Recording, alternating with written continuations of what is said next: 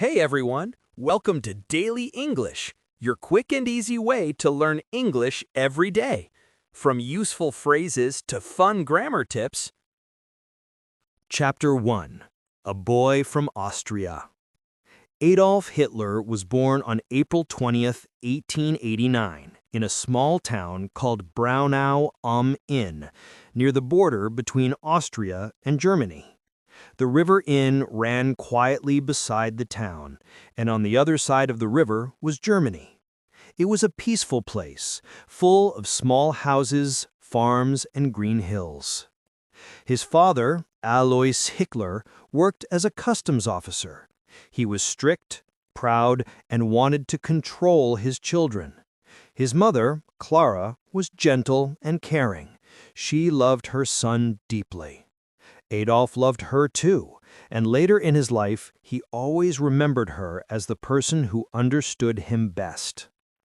Adolf was one of 6 children, but only he and a few of his siblings survived. 2 of his younger brothers died when they were small. These losses made his mother very sad. She became even more protective of Adolf, who was a weak and sickly child. In school, Adolf was not a top student. He liked drawing and reading, but he did not enjoy math or science. He was proud, stubborn, and did not like to be told what to do. His teachers said he had talent for art, especially for drawing buildings. He dreamed of becoming an artist or an architect. However, his father had other plans. Alois wanted Adolf to become a civil servant like him, a man who worked for the government. This created constant arguments between father and son. Alois wanted discipline. Adolf wanted freedom. When Adolf was 13 years old, his father died suddenly. This was a shock, but it also meant that no one could stop him from dreaming about art. His mother supported him, even when life became difficult. A few years later, when Adolf was 18, his beloved mother became sick with cancer. He stayed by her side until she died. He was heartbroken. After her death, he felt lost and alone. With no family to guide him, he decided to move to Vienna, the capital of Austria, to study art and follow his dream. Chapter 2. Dreams and Disappointments. When Adolf arrived in Vienna, he was full of hope. Vienna was a beautiful city, full of music, art, and grand buildings. He wanted to study at the Academy of Fine Arts, one of the best schools in Europe. He believed that if he worked hard, he could become a famous artist. He prepared his drawings and took the entrance exam, but when the results came, he was shocked. He failed. The teacher said his drawings showed some skill, but not enough for the academy. They told him to try again next year. Adolf did not give up. He spent the next year painting and drawing every day. When he took the exam again, he failed a second time. The school told him that his work lacked creativity and that his drawings of people were weak. They said maybe he could study architecture instead. But he didn't have a high school diploma. He couldn't apply for architecture school. For Adolf, this was a disaster. His dreams were broken. He had little money and no job. He rented small rooms, sometimes sleeping in shelters. In winter, he was cold and hungry. He sold small paintings of Vienna's streets to tourists. It was a hard and lonely life. During these years, Hitler began to form strong ideas about the world. He read many newspapers and political pamphlets. Vienna was a city full of different peoples: Germans, Czechs, Jews, Hungarians, and many others. But Adolf began to believe that the Germans were special and that other groups were causing problems in society. He started to blame Jewish people for the poverty, corruption, and changes he saw. These ideas were not his alone. Many people in Vienna at that time held similar prejudices. But in Adolf, these ideas grew stronger and more dangerous. He also developed a deep admiration for German nationalism. He dreamed of a strong, united German nation, proud and powerful, not weak like Austria. Even though he was Austrian, he began to see himself as a true German. By 1913, Adolf decided to leave Vienna and move to Munich, in Germany. He wanted to start a new life in the country he admired so much. Chapter 3: The Great War Begins. In the summer of 1914, something happened that would change the world and Adolf Hitler's life forever. The First World War began. A young man from Serbia killed the Archduke of Austria, and soon all of Europe was at war. Hitler was excited. He saw war as something noble, a chance to serve his country and to find meaning in his life.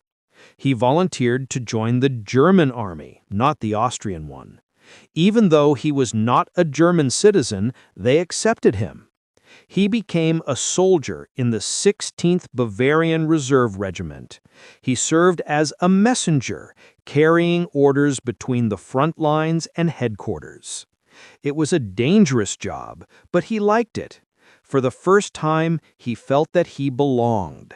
He was proud to wear the uniform. The war was long and terrible.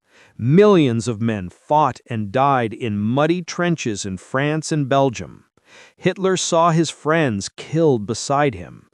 He was wounded twice, once by an explosion and once by poison gas.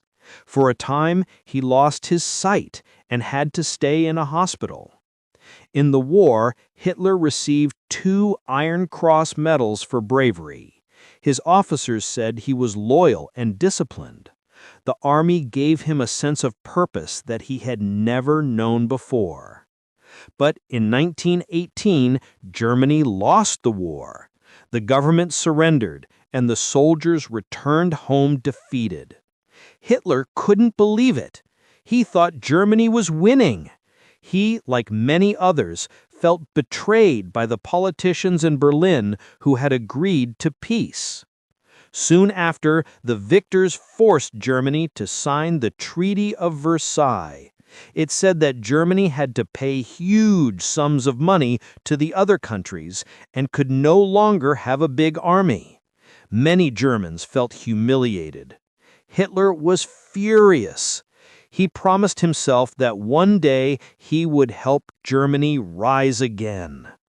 Chapter 4: A New Life in Politics. After the war, Germany was full of confusion and anger. The economy was weak, people were poor, and the government was unstable. Hitler stayed in the army for a short time and was asked to watch political groups that were forming in Munich. One day he attended a small meeting of a group called the German Workers' Party. There were only a few people there, but Hitler listened carefully. When one man spoke against German nationalism, Hitler jumped up and shouted back angrily. The group's leader was impressed and invited him to join them. Soon, Hitler became one of their most active members. He was a great speaker, passionate, loud, and full of emotion. People listened to him and began to believe in his words. He told them that Germany had been betrayed by Jews, communists, and weak politicians. He said that only a strong leader could make Germany powerful again. The Nazi Party grew quickly. Many Germans were poor and desperate after the war. They liked Hitler's promise to bring back jobs, pride, and power, but he also filled their minds with hatred, especially against Jews and other groups he called enemies of the nation. By 1923, Hitler felt strong enough to try to take control of Germany by force. He planned a coup in Munich, known as the Beer Hall Putsch. He wanted to overthrow the government and make himself leader. But the plan failed. The police stopped him, and several people were killed. Hitler was arrested and sent to prison. Chapter 5. Writing his Vision. Prison was not the end of Hitler's story. It was the beginning of something darker. While in Landsberg prison, he spent his time writing a book. He called it Mein Kampf, which means My Struggle. In this book, he described his ideas about race, politics, and the future of Germany. He wrote that the German people, Aryans, were a superior race, and that Jews were their greatest enemy. He said that Germany needed to expand eastward to get Lebensraum, living space, for its people. He also said that democracy was weak and that Germany needed one strong leader. The book was full of hate and dangerous ideas, but Hitler believed every word. He told his followers that this was his plan for the future. He was supposed to stay in prison for 5 years, but he was released after only 9 months. When he left, he was determined to rebuild his party and one day take power legally. Chapter 6. The Nazi Party returns. After leaving prison, Adolf Hitler was careful. He understood that taking power by force would not work. Instead, he decided to take power through politics. The Nazi Party had been banned for a short time after the failed coup, but he slowly rebuilt it. He gave speeches all over Germany, often to large crowds in beer halls and public squares. Germany in the 1920s was full of problems. People were angry about the Treaty of Versailles and the economic crisis. Inflation was terrible. Money lost value so fast that people used wheelbarrows full of banknotes just to buy bread. Families lost their savings, and workers lost their jobs. Hitler used these problems to his advantage. He blamed everything on others. The Jews, who he said controlled business and money, the communists, who he said wanted to destroy Germany, the politicians, who he said betrayed the nation after the war. In his speeches, Hitler promised hope. He said he would bring jobs, rebuild the army, and make Germany proud again. Many people believed him because they were desperate for change. Slowly, the Nazi Party grew stronger. Hitler created special groups to protect his meetings and attack his enemies. The most famous was the SA, or stormtroopers, men who wore brown uniforms. They marched through the streets, sang Nazi songs, and fought with communists. To many poor and unemployed men, joining the SA gave them power and a feeling of belonging. By 1928, the Nazis had some seats in the German parliament, called the Reichstag, but they were still not very powerful. Hitler continued to wait for the right moment. That moment came in 1929, when the Great Depression hit the world. Chapter 7. The Great Depression and the Nazi Rise. The Great Depression began in the United States, but it quickly spread to Europe. Businesses closed, and millions of Germans lost their jobs. The streets were full of hungry and angry people. Many believed that democracy was weak and that only a strong leader could save them. Hitler's message now reached millions. He promised to restore Germany's greatness, to bring back jobs and food, and protect traditional values. His speeches were emotional and simple. He told people what they wanted to hear. In 1932, the Nazi Party became the largest party in Germany. Hitler was famous across the country, yet he was still not chancellor, the head of the government. Many powerful politicians did not trust him, but they thought they could control him if they gave him power. So, in January 1933, President Paul von Hindenburg, appointed Adolf Hitler as Chancellor of Germany. It was a moment that changed the world. Chapter 8. A Dictator Takes Control. At first, Hitler promised peace and cooperation, but very quickly he began to destroy democracy. Just a few weeks after he became chancellor, there was a fire in the Reichstag building where the German parliament met. Hitler blamed the communists and said it was part of a big plot against Germany. He used the fire as an excuse to take emergency powers. He arrested thousands of political enemies and shut down newspapers that criticized him. In March 1933, a new law called the Enabling Act gave Hitler the power to make laws without the parliament. That was the end of democracy in Germany. Hitler was now a dictator. Soon, all other political parties were banned. The Nazi Party became the only legal one. The police and army had to swear loyalty not to Germany, but to Hitler himself. He was called the Führer, which means leader. He also created the Gestapo, the secret police, to find and punish anyone who opposed him. People were afraid to speak freely. Neighbors reported on neighbors. Even children were taught to tell their teachers if their parents said something against Hitler. He also created organizations for young people, the Hitler Youth and the League of German Girls. They learned to follow Nazi ideas and to see Hitler as a hero. Through radio, newspapers, and films, Nazi propaganda told people that Hitler was Germany's savior. Chapter 9. The persecution begins. Once Hitler had full control, he started putting his ideas into action. The first and most terrible was his plan against Jewish people. In 1935, he passed the Nuremberg Laws, which took away citizenship from Jews. They could no longer vote, marry non-Jews, or hold certain jobs. Signs appeared on shops saying, "No Jews allowed." Jewish children were forced to leave their schools. In 1938, something even worse happened. On the night of November 9th, Nazi gangs attacked Jewish shops, homes, and synagogues across Germany. Windows were smashed, streets were covered in broken glass, and hundreds of Jews were killed or sent to prison camps. This night became known as Kristallnacht, or the Night of Broken Glass. After that, life for Jews in Germany became unbearable. Many tried to escape to other countries, but not all could find safety. At the same time, Hitler was preparing Germany for war. He ignored the Treaty of Versailles and began building a large army.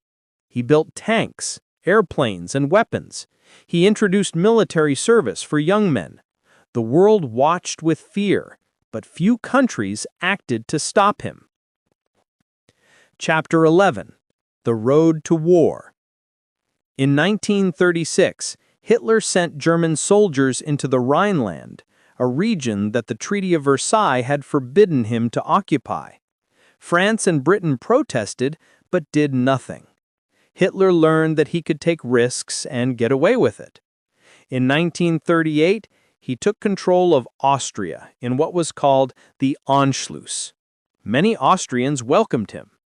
Later that year, he demanded a part of Czechoslovakia called the Sudetenland, saying that Germans there were being mistreated. Britain and France agreed to give it to him to avoid war. Hitler promised he wanted no more land. But he was lying. In March 1939, he invaded the rest of Czechoslovakia. Europe finally realized that Hitler would never stop. Still, Britain and France hoped they could delay war. Hitler's next target was Poland. He signed a secret deal with Joseph Stalin, the leader of the Soviet Union. They agreed that if Germany attacked Poland, they would share the land between them. On September 1st, 1939, German troops invaded Poland. 2 days later, Britain and France declared war on Germany. The Second World War had begun. Chapter 11: Victory and Expansion. At first, Hitler's army, the Wehrmacht, won victory after victory. Using a new military tactic called Blitzkrieg, or lightning war, German tanks and planes moved fast and hit hard. In just a few weeks, Poland was defeated. In 1940, Germany invaded Denmark and Norway, then Belgium, the Netherlands, and France. In just 6 weeks, France surrendered. Hitler visited Paris as a conqueror. Europe was shocked by how quickly Germany had grown so powerful. England remained free. Hitler ordered air attacks on British cities, known as the Blitz, for preparing for invasion. But the Royal Air Force fought bravely, and Hitler failed to defeat them. The invasion of Britain never happened. Still, Hitler ruled most of Europe. He forced countries like Italy, Hungary, and Romania to join him. He believed his empire would last 1,000 years. Chapter 12: The Holocaust. Behind the front lines, something even more terrible was happening. Hitler had long dreamed of removing all Jews from Europe. As the war spread, his soldiers and special police, the SS, began rounding up Jewish families from every country they invaded. They were taken to ghettos, crowded parts of cities where they were forced to live in terrible conditions. Later, they were sent to concentration camps and death camps in Poland and Germany. The Nazis built camps like Auschwitz, Treblinka, and Sobibor, where millions of people were murdered in gas chambers.